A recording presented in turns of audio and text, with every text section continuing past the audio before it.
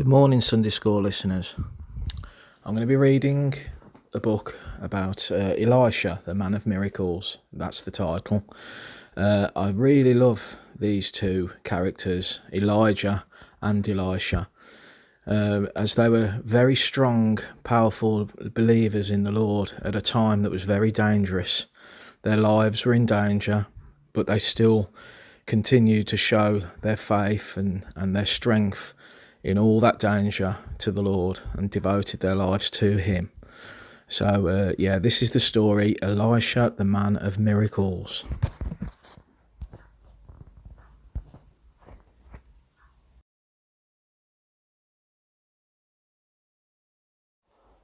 There weren't enough oxen to pull the plough.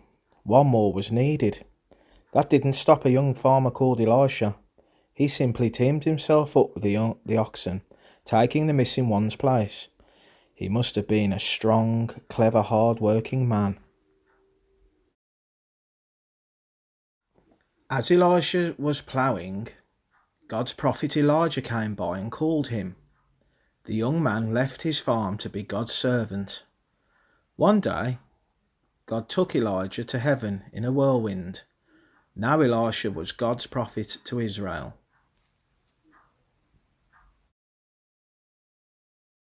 Though Elisha was sad because Elijah was gone, he prayed God would give him power like Elijah's.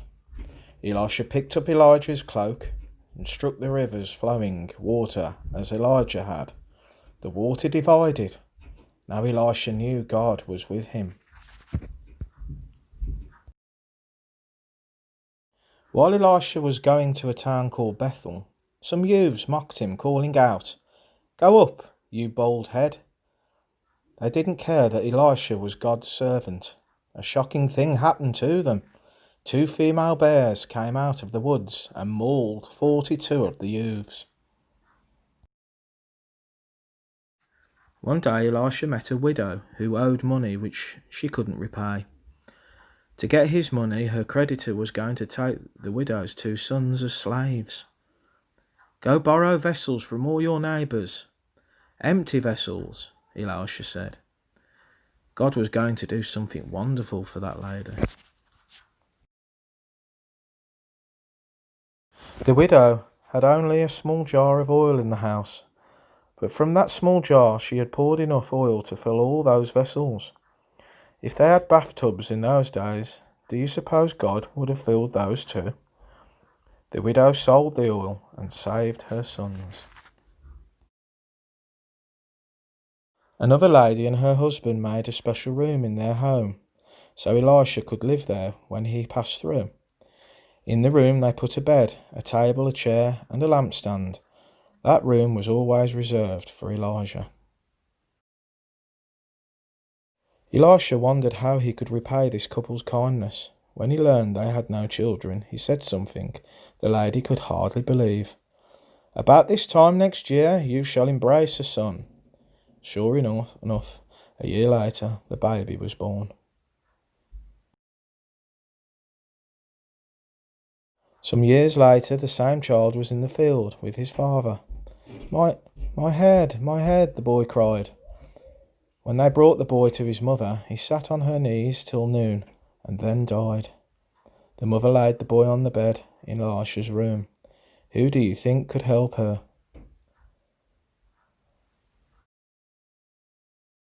Did you say Elisha? That's right.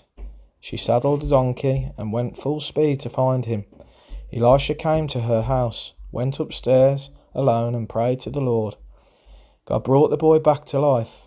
Elisha called the lady and said, "Pick up your son." How happy she must have been. In the nearby land of Syria lived an army commander named Naaman. He was brave and strong, but he had an awful skin disease called leprosy. Naaman's wife had a little slave girl who had been captured from Israel. This little girl said, "If only Naaman were with the prophet who is in Israel, for he would heal him of his leprosy."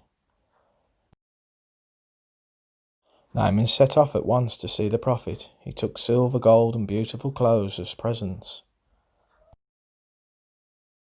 Elisha's servant came out and said, "Go and wash in the river Jordan 7 times, and you shall be clean." Naaman was furious. Couldn't he wash in the clean, fresh river of his own land, Syria? Angrily he turned and headed homeward. Fortunately for Naaman, his servant talked him into obeying Elisha's command. So Naaman went down and dipped in the Jordan 7 times, and Naaman the leper was healed. Then Naaman worshipped the true God, Elisha's God, the Lord who had healed him of leprosy. God used his servant Elijah even after he'd died. One day a man was buried in the cave where Elisha had been buried long before. When the man's dead body touched the prophet's bones, the man revived and stood on his feet. Truly God showed his great power through his faithful servant Elijah. And that's the end of the story of this week's Sunday School. I hope you've enjoyed it as much as I have.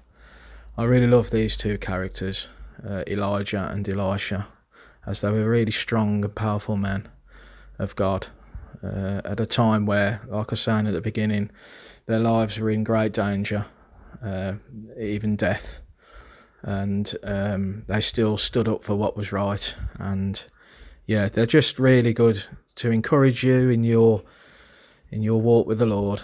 And if you want to read about them, you'll find them in 2 Kings. Okay, and now I'm going to pass it over to Zoe, and we're going to be doing a craft this week. And the winner, if you post what the craft is on WhatsApp, we'll be choosing a winner and there'll be a prize. Okay, thank you. Bye.